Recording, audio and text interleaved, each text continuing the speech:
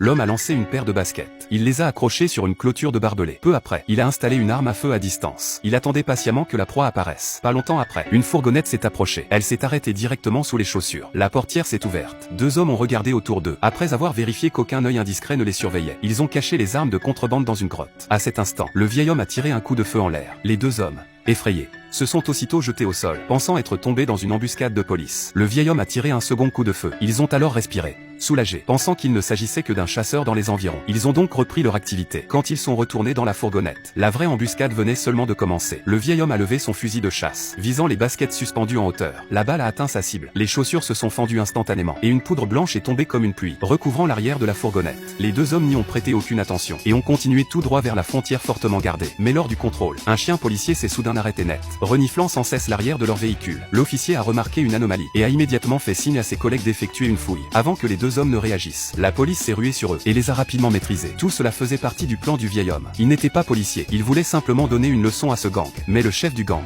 loin de se calmer, est devenu encore plus arrogant. Alors le vieil homme a revêtu l'uniforme d'un mécanicien, et s'est infiltré dans cette villa hautement sécurisée. Il a volontairement produit des bruits étranges pour détourner l'attention du majordome, puis a sorti un appareil photo, et a discrètement photographié l'agencement intérieur de la villa.